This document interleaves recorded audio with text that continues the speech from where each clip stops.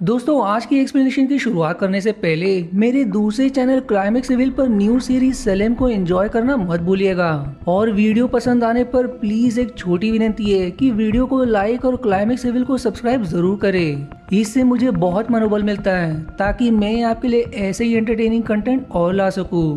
तो चलिए अब शुरुआत करते इस मूवी के एक्सप्लेनेशन से।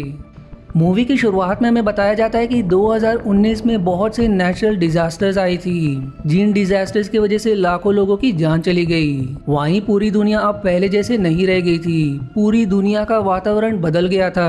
कहीं पर हद से ज्यादा ठंड पड़ रही होती है तो कहीं पर इतनी गर्मी पड़ रही होती है कि लोग उस गर्मी से तुरंत मर जा रहे होते हैं। और दुनिया की हालत को देखते हुए दुनिया को बचाने के लिए सभी देश एक साथ हो जाते हैं। सभी देशों के बुद्धिमान साइंटिस्टों में एक टीम बनाई जाती है जिसका लीडर जेकब नाम का एक साइंटिस्ट को बनाया जाता है। आप सभी साइंटिस्ट की एक मीटिंग होती है जिसमें ये फैसला लिया जाता है कि पृथ्वी के ऑर्बिट के बाहर वो लोग एक ऐसे सैटेलाइट को भेजेंगे जिसके जरिए वो लोग पृथ्वी पर होने वाले सभी नेचुरल डिजास्टर्स को मॉनिटर करेंगे ताकि उसे रोका जा सके।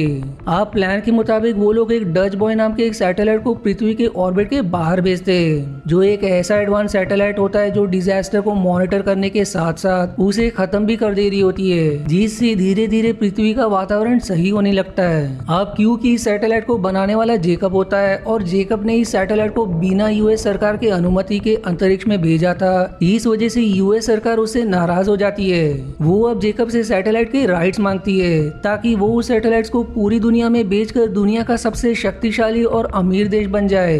लेकिन जेकब सैटेलाइट के राइट देने से मना कर देता है, जिस वजह से जेकब को उस प्रोजेक्ट से निकाल दिया जाता है। अब धीरे धीरे समय बीतता चला जाता है और अब 3 साल बाद हम देखते हैं कि पृथ्वी पर अब सब कुछ नॉर्मल हो गया है। जिन 3 सालों में एक भी आपदाएं नहीं हुई थी, लेकिन एक दिन रेगिस्तान में बर्फ पड़ने लगती है जिसे देखकर कई लोग दंग रह जाते हैं। फिर धीरे धीरे उस रेगिस्तान का तापमान इतना कम हो जाता है कि सब लोग बर्फ बन जाते हैं, जिस घटना से पूरी दुनिया में हड़कंप मच जाती है। सब लोगों को अब लगता है कि ये सब सैटेलाइट में किसी खराबी की वजह से हो रहा है। जिस प्रॉब्लम को सुलझाने के लिए अमेरिकी सरकार एक मीटिंग करती है, लेकिन वो लोग कोई हल नहीं निकाल पाते, जिस वजह से अब वो लोग जेकब को फिर से बुलाने का निर्णय लेते हैं। अब जेकब का भाई मैक्स, जो खुद भी उस प्रोजेक्ट का हिस्सा होता है, वो अपने भाई जेकब के पास जाता है। वो अमेरिकी सरकार के प्रपोजल को उसके सामने रखता है, लेकिन जेकब मना कर देता है, जिसकी बाद मैक्स उससे कहता है कि तुमने उस सैटेलाइट को बनाया था और उस सैटेलाइट में कुछ प्रॉब्लम्स आ गई है, इसलिए अगर तुमने उसे ठीक नहीं किया तो सारी दुनिया तुम्हें ही दोष देगी।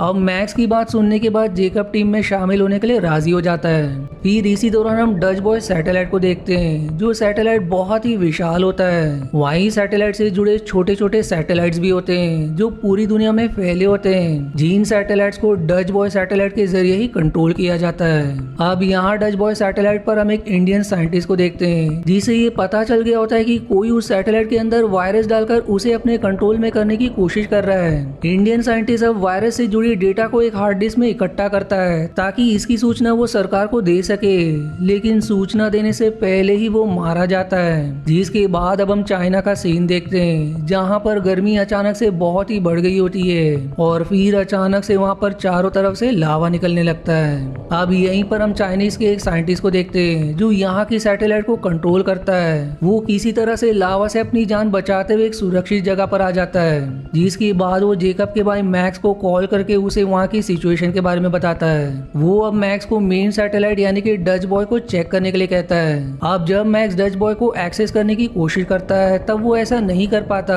जो देखकर मैक्स समझ जाता है कि किसी ने उस सैटेलाइट को अपने कंट्रोल में कर लिया है, यानी कि उसे हैक कर लिया गया है और हो ना हो जो भी घटनाएं हो रही है ये सब वही कर रहा होगा। जिसके बाद अब चाइनीज साइंटिस्ट मैक्स से कहता है कि अगर उसे रोका नहीं गया तो जल्दी यहाँ पर जियोस्टॉर्म आ जाएगा और अगर ऐसा हुआ तो पूरी दुनिया केवल कुछ ही मिनट में नष्ट हो जाएगी। अब मैक्स से बात करने के बाद उस साइंटिस्ट के ऑफिस में कुछ लोग आते हैं, जिस वजह से वो साइंटिस्ट एक जगह पर छिप जाता है। वो लोग यहाँ पर साइंटिस्ट के सारा डेटा चुरा लेते हैं, जो देखकर वो साइंटिस्ट से समझ जाता है कि इन लोगों को उसी हैकर ने भेजा होगा जिसने भी डच बॉय सैटेलाइट को हैक किया है। वहीं उसे कुछ और भी जरूरी बातें पता चलती है, जिसकी सूचना मैक्स को देने के लिए वो अमेरिका निकल जाता है। अब अगले सीन में हम जेकब को देखते हैं जो सारे देश के सैटेलाइट को चेक करता है, लेकिन उसे किसी भी सैटेलाइट में कोई भी प्रॉब्लम नहीं दिखाई देती। लेकिन जब वो मेन मेन सैटेलाइट को चेक करता है तब उसे पता चलता है कि किसी ने मेन सैटेलाइट को कंट्रोल में करके उसे ऐसे सेट किया था जिससे अफगानिस्तान में ठंडी और चाइना में गर्मी पड़ जाए। पर जेकब को ये समझ में नहीं आता कि आखिर ये कौन कर रहा है। फिर इसी दौरान हम उस चाइनीज साइंटिस्ट को देखते हैं जो मैक्स से मिलने के लिए अमेरिका पहुंच गया होता है, लेकिन जब वो रोड के किनारे पर खड़ा होता है तभी उसे एक आदमी गाड़ी के सामने धक्का दे देता है जिससे उसकी मौत हो जाती है।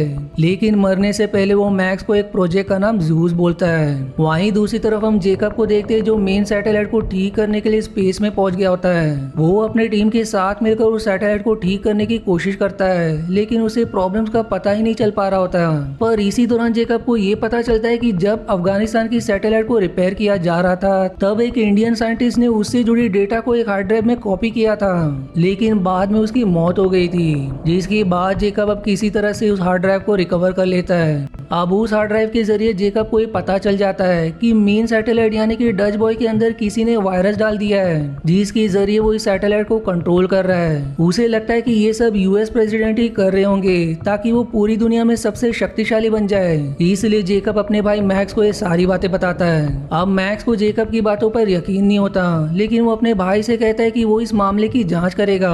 जिसके बाद अब मैक्स एक हैकर के पास जाता है और उसे हैकर के जरिए पता चलता है कि कोई मेन सैटेलाइट का यूज एक वेपन की तरह कर रहा है, जिस सैटेलाइट के जरिए वो पूरी दुनिया को खत्म करना चाहता है जिससे वो दुनिया पर राज कर सके। जो जानने के बाद मैक्स समझ जाता है कि उसका भाई जेकब जो भी कह रहा है वो सही था। अब अगले सीन में हम जेकब को देखते हैं जिसके पास मेन सैटेलाइट डच बॉय का एक नोटिफिकेशन आता है और उस नोटिफिकेशन के जरिए उसे ये पता चलता है कि अब इस सैटेलाइट का दुनिया में मौजूद बाकी सैटेलाइट से कंट्रोल हट गया है और अब डच बॉय के कंट्रोल से हटते ही पूरी दुनिया में तबाही शुरू हो जाती है। वहीं जेकब डच बॉय को फिर से रीसेट करने का प्लान बनाता है, क्योंकि अगर वो डच बॉय को रीसेट करता है तो रीसेट होने के बाद वायरस ऑटोमेटिकली समाप्त हो जाता, लेकिन उस सैटेलाइट को केवल प्रेसिडेंट के बायोमेट्रिक स्कैन की मदद से ही रीसेट किया जा सकता है। इसलिए वो अपने भाई मैक्स को ये सारी बातें बताता है। वहीं अब उन्हें ये पूरा यकीन हो जाता है कि ये सब प्रेसिडेंट ने नहीं किया है। अब इन सब चीजों से मैक्स काफी परेशान हो जाता है और उसे परेशान देखकर उसका बॉस डेकम जो सेक्रेटरी ऑफ स्टेट होता है उसकी परेशानी की वजह पूछता है, जिस पर मैक्स उससे कहता है कि ये दुनिया बहुत ही जल्द नष्ट होने वाली है और इसे कोई जानबूझकर नष्ट करने की कोशिश कर रहा है। जो सुनने के बाद उसका बॉस उससे सवाल करता है कि आखिर तुम्हें ये सब कैसे पता चला, और बातों ही बातों में मैक्स का बॉस डेकम उस प्रोजेक्ट का नाम ज़्यूस ले लेता है जो चाइनीज साइंटिस्ट ने मरने से पहले बोला था। अब क्योंकि मैक्स ने उससे कभी ज़्यूस प्रोजेक्ट के बारे में जिक्र भी नहीं किया था, इस वजह से उसकी ज़्यूस कहते ही वो ये समझ जाता है कि इन सब के पीछे उसके बॉस का ही आता है। वहीं उसका बॉस ये समझ जाता है कि मैक्स उसकी सच्चाई अब जान चुका है, जिस वजह से वो मैक्स को मारने की कोशिश करता है, लेकिन मैक्स अपने आप को बचाते हुए वहाँ से भागकर एक रूम में छिप जाता है। अब थोड़ी देर बाद वो अपनी दोस्त सहरा के पास जाता है और सहरा एक एजेंट के साथ साथ प्रेसिडेंट की बॉडीगार्ड भी होती है और सहरा से मिलकर अब मैक्स उसे सारी बात बताता है। वो सहरा से कहता है कि उसका बॉस प्रेसिडेंट को मारने वाला है और अगर प्रेसिडेंट की मौत हो गई तब हम डच बॉय सैटेलाइट को कभी रीसेट नहीं कर पाएंगे और अगर वो सैटेलाइट रीसेट नहीं हुआ तो पूरी दुनिया तबाह हो जाएगी। जो जानने के बाद सहरा मीटिंग हॉल में जाकर फायरिंग करने लगती है, जिससे वहाँ पर भगदड़ मच जाती है, जिसकी बाद सहरा प्रेसिडेंट को लेकर एक गाड़ी में आ जाती है जिसमें मैक्स पहले से ही होता है। अब यहाँ पर मैक्स प्रेसिडेंट को सारी बात बताता है, जो जानने के बाद प्रेसिडेंट काफी हैरान हो जाते हैं। वहीं डेकम के आदमी प्रेसिडेंट को मारने के लिए मैक्स की गाड़ी का पीछा करने लगते हैं, लेकिन वो लोग किसी तरह से उनसे बच निकलते हैं। वहीं दूसरी तरफ हम जेकब को देखते हैं जिसने अपने सभी साथियों को मेन सैटेलाइट से शिफ्ट कर दिया था, क्योंकि वो सैटेलाइट वायरस की वजह से ऑटो डिस्ट्रॉय होने वाली होती है। इसी दौरान उसे ये पता चलता है कि सैटेलाइट में वायरस उसके एक सॉफ्टवेयर इंजीनियर डंकन ने डाला था, जिसने ये काम मैक्स के बॉस डेकम के कहने पर किया था। जो जानने के बाद उन लोगों के बीच फाइट शुरू हो जाती है। अब फाइट के दौरान डंकन से गलती से सैटेलाइट की विंडो खुल जाती है, जिसकी वजह से वो स्पेस में एस्केप हो जाता है, जिससे वो मारा जाता है। वहीं दूसरी तरफ पृथ्वी पर डेकम प्रेसिडेंट को शूट करने ही वाला होता है, पर तभी उसे एजेंट सहरा पकड़कर अरेस्ट कर लेती है। अब यहाँ पर प्रेसिडेंट डेकम उससे ऐसा करने की वजह पूछता है, जिस पर डेकम रिवील करता है कि वो चाहता था कि इन सब का दोष तुम्हारे ऊपर जाए, जिसके बाद उसे प्रेसिडेंट के पद से हटा दिया जाता और फिर उसे देश का अगला प्रेसिडेंट बना दिया जाता। जो जानने के बाद प्रेसिडेंट अपने ऑफिसर से कहकर उसे जेल में डलवाने का आदेश दे देता है। अब इसके बाद प्रेसिडेंट मैक्स के साथ में डच बॉय सैटेलाइट के कंट्रोल रूम में जाता है और यहाँ पर वो अपने बायोमेट्रिक स्कैन से सैटेलाइट को रीसेट करने का एक्सेस दे देते हैं, जिस दौरान सैटेलाइट एक टाइमर दिखाता है जिससे हमें पता चलता है कि धरती पर केवल कुछ मिनट्स में जियोस्टॉर्म आने वाला है, यानी कि कुछ मिनट्स में पूरी दुनिया खत्म होने वाली है। जो जानने के बाद जेकब सभी लोगों को डच बॉय सैटेलाइट से वापस भेज देता है। वहीं वो वहां पर अकेला ही रुक जाता है ताकि वो सैटेलाइट को ठीक कर सके। अब थोड़ी देर में धरती पर जियोस्टॉर्म शुरू हो जाती है, जिससे चारों तरफ हाहाकार मच जाता है। पर जेकब को प्रेसिडेंट का बायोमेट्रिक एक्सेस मिलने के बाद डच बॉय सैटेलाइट को रिस्टार्ट कर देता है, जिससे उसमें मौजूद वायरस खत्म हो जाता है और अब वायरस के खत्म होते ही सभी जगह पर जियोस्टॉर्म रुक जाता है। वहीं इस दौरान जेकब जिस स्पेस स्टेशन में होता है वो एकदम से नष्ट हो जाता है और जेकब के साथ में उसकी एक टीममेट भी होती है। अब ये दोनों एक स्पेस कैप्सूल में बैठकर उस स्पेस स्टेशन से निकल जाते हैं, लेकिन उनकी जान अब भी बची नहीं होती क्योंकि वो डीप स्पेस में खो गए होते हैं। लेकिन तभी वहाँ पर उनका एक साथी आता है जो उनके कैप्सूल को अपने जहाज से अटैच कर लेता है, जिससे उन दोनों की जान बच जाती है। जिसके बाद सभी लोगों को सुरक्षित धरती पर लाया जाता है। अब पृथ्वी को बचाने के लिए सब लोग जेकब का धन्यवाद करते हैं और वहीं उसकी जॉब भी उसे वापस दे दी जाती है, जिसके साथ ये मूवी यहीं पर समाप्त हो जाती है। अब अगर आपको ऐसी और भी फेमस मूवीज देखनी है तो उनका प्लेलिस्ट बनाकर मैंने डिस्क्रिप्शन में मेंशन कर दिया है, जो मूवीज आपको जरूर देखना चाहिए क्योंकि ये पक्का आपको पसंद आएगी। और अगर आपको मेरी वीडियो जरा भी पसंद आती है तो आपसे एक छोटी विनती है कि मेरे वीडियोस को लाइक और चैनल को सब्सक्राइब जरूर करें, इससे मुझे बहुत मदद मिलती है। आशा है आपको मेरी एक्सप्लेनेशन पसंद आई। यदि हाँ तो प्लीज वीडियो को लाइक करना और चैनल को सब्सक्राइब करके सपोर्ट करना ना भूलें। मिलते हैं अगले एक्सप्लेनेशन वीडियो में, तब तक के लिए धन्यवाद दोस्तों।